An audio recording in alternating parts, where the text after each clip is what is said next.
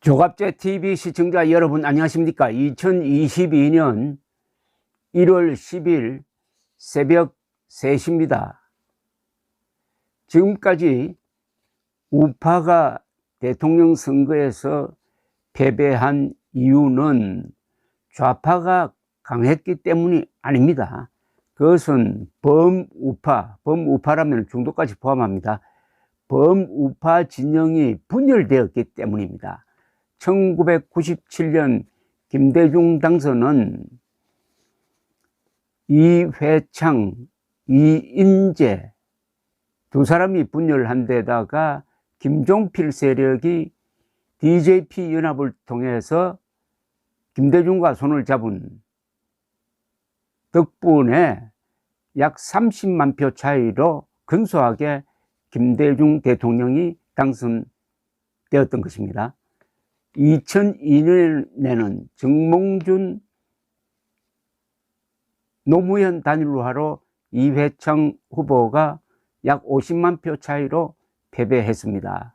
그리고 2017년 5월에는 홍준표, 안철수, 유승민 세 사람이 분열하고 표를 나누어 가짐으로써 문재인 후보가 불과 41% 득표율로 당선이 되었습니다. 그때 만약 안철수, 유승민, 홍준표 세 사람이 단일화를 이뤘다면 이길 수가 있었습니다.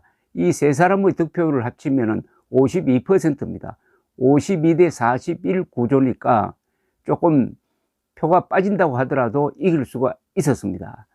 그러니까 보수는 분열로 망했습니다. 세 차례나 그것도 세 번의 좌파 정권, 김대중, 노무현, 문재인 정부는 우파 중도가 손을 잡았으면 막을 수가 있었습니다. 그런데 지금 비슷한 상황이 또 벌어졌습니다. 윤석열, 안철수 두 사람이 단일화하면 이길 수가 있는 구도인데 문제는 단일화 하느냐 안 하느냐입니다. 그래서 2017년의 사례를 한번 다시 살펴보기로 하겠습니다. 2002년 그리고 1997년은 너무 멀리 떨어져 있는데 2017년에 뛰었던 사람들이 지금도 또 등장해가 있으니까 이제는 2017년을 반면교사로 삼아가지고 이번에는 죽기 아니면 살기식으로 대한민국 세력 단일화가 이루어져야 합니다. 그러려면 국민적 압력이 가해져야 합니다. 윤석열, 안철수 두 사람에게만 맡겨서는 안 됩니다. 우선 2017년 사례를 한번 보겠습니다.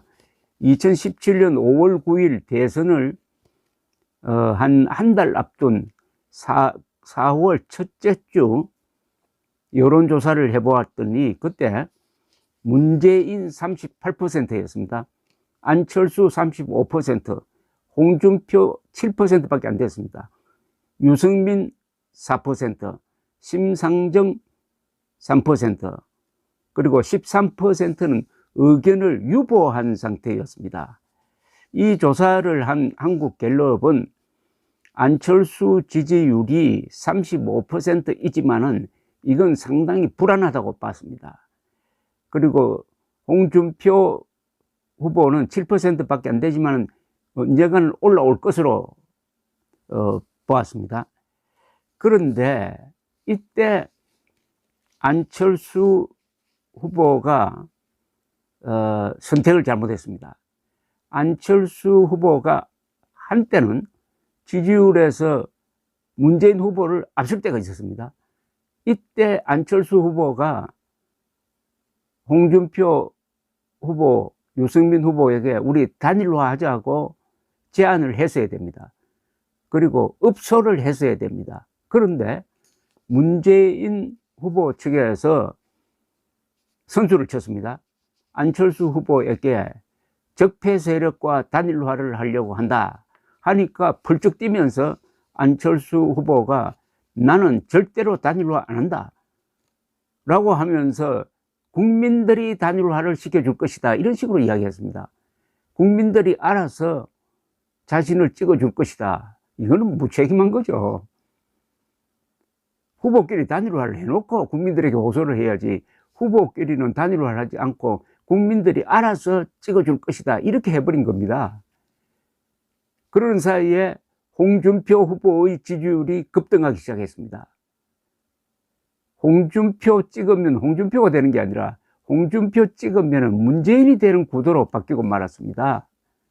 이럴 때 보수층이 아주 또 판단을 잘못했습니다. 저는 그때 이렇게 이야기를 했습니다. 보수가 이번에는 중도를 밀어가지고 안철수 후보를 당선시킬 준비를 해야 한다. 보수만으로는 절대 이길 수 없다. 반드시 중도와 힘을 합쳐야 된다. 중도와 힘을. 그랬더니 저를 보고 욕을 하는 사람들이 많았습니다. 왜? 그 이유는 이겁니다. 보수만 뭉치면 된다. 안철수는 배신자다. 그러니까 중도와 손을 잡는 것은 비겁하다. 보수 통합만 하면 된다. 말하자면 보수 자각론이 나왔습니다. 그때 내가 보수라는 사람이 25%밖에 되지 않는데 25%로 어떻게 이깁니까? 이렇게 되니까 안철수도 보수층도, 그러니까 홍준표도 단일화를 해야 된다는 생각보다는 우선은 자기 지지율을 높이는데 열심으로 뛰지 않을 수가 없었습니다. 그래서 홍준표 지지율이 오른 만큼 안철수 후보 지지율이 떨어지면서 상대적으로 문재인이 크게 앞서가게 되었던 것입니다. 그러니까 안철수도 잘못했고 보수층도 잘못했습니다. 그리고 홍준표 후보도 안철수가 단일화 안 하겠다고 하니까 단일화 하자고 말을 꺼내기도 힘들게 된 거죠. 이러다가 그 결과는 어떻게 됐습니까? 2017년 5월 결과는 결국 이렇게 끝이 났습니다. 문재인 41.08%, 홍준표 24.03%, 안철수 21.41%, 유승민 6.76%, 심상정 6.17%, 그러니까 홍준표, 안철수, 유승민 세 후보를 합치면 득표율이 52.20%나 되었던 것입니다. 자, 그런데 이렇게 됐으면은 이 선거가 끝나고 나서 아주 진지한 처절한 반성이 있어야 됩니다. 왜 그때 단일화를 못했을까? 왜 그때 단일화를 못했느냐? 중도 보수가 손을 잡았어야 되는데 우리가 잘못한 게 많다.